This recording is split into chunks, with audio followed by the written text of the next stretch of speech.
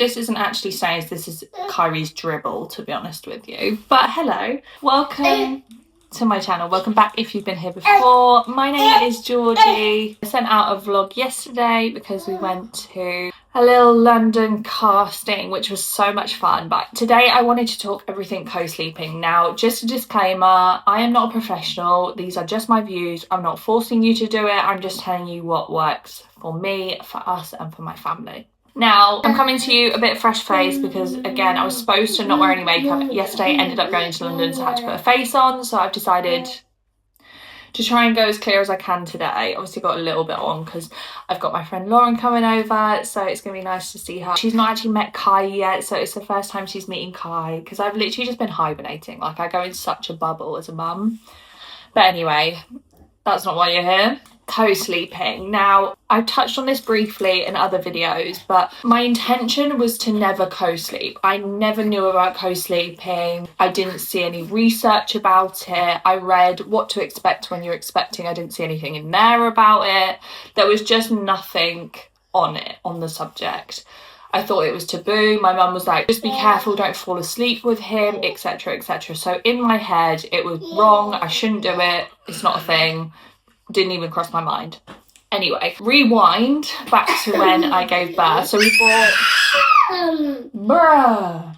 Look, you've got fishies. You don't want to see the fishies? Rewind to basically me giving birth. Dave bought a Moses basket. That was what we were going to use. That's what Kai was going in. And he spent about a month in the Moses basket. Let me tell you, when you give birth, it is so hard for a mum to sleep. You cannot sleep. Sleep goes out the window. You're staring at them, you're checking their breathing, you're doing this under their nose every 5 seconds to make sure they're all right.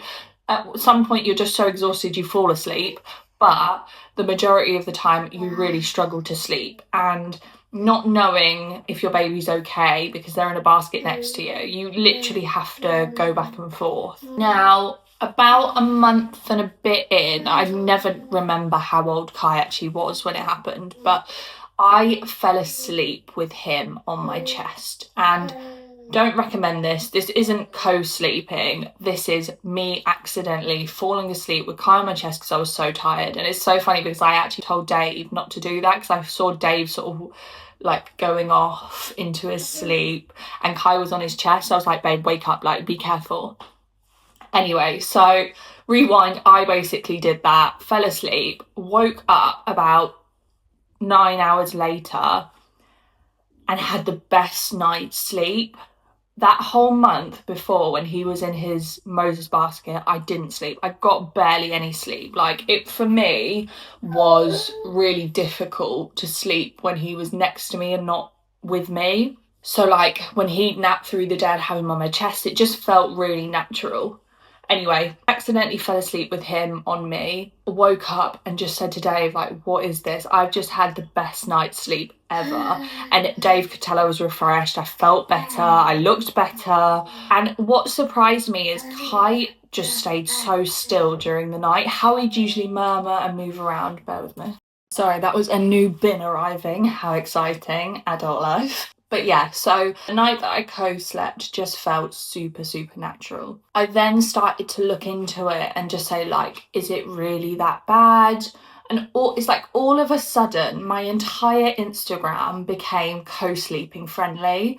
And I was like, wait, this is actually a thing. Like, people actually do this. And I did so much research. Obviously, falling asleep with them on your chest isn't natural. But what I will say is every time he moved, I woke up, or I was just like, I sort of became aware and adjusted. And it's really funny because no matter how tired I was, this would happen every time.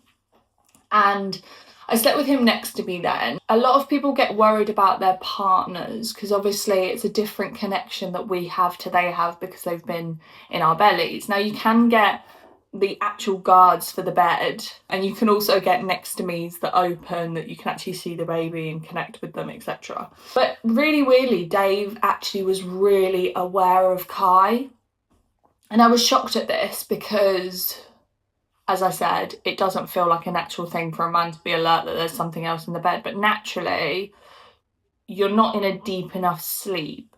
So obviously this is just Dave, but he wasn't in a deep enough sleep to not be aware of Kai, if that makes sense.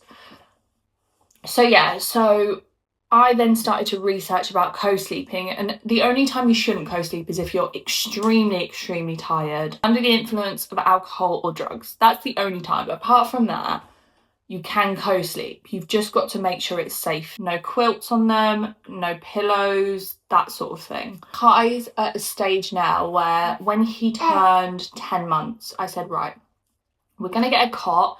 We're going to prep him for when he's 1 and have it next to the bed and sort of ease him back into it. Now, we are doing that. So I went back up to visit my family and ended up co-sleeping whilst I was up there. So anything we tried to do before sort of went back to the drawing board because he was then again used to co-sleeping. So all of that time we'd spent trying to get him back into a cot was not working.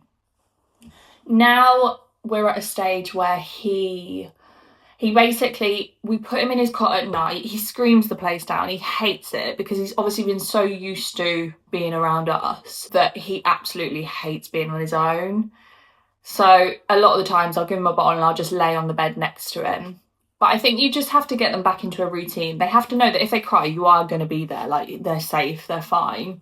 But sometimes we will let him cry himself to sleep, and that sounds really harsh, but you almost have to get them back into a routine. It's probably harder as someone who's co-slept to then go in your own cot, if that makes sense, because you're so used to being around both parents, not even one. Like, he's used to me and Dave being there. We got a huge cot. The cot is absolutely massive because we wanted him to feel like it's a bed as well. We wanted him to have his own space but still not be really in a tight space because he's used to a massive king size bed. Do you know what I mean? Keep dropping this. I don't know why. I've got my coffee next to me as well. Oh, it's actually gone cold. Now we're at a stage where I can't lie to you, it's difficult transitioning back. Not only is it difficult for him, but it's definitely difficult for me. Like, I've had such an attachment with him during co-sleeping, and I would say that's the only thing that's hard, is to try and do that transition. But also, ultimately, that would have happened whether I had it at the start or now. It doesn't really make a difference, to be honest with you.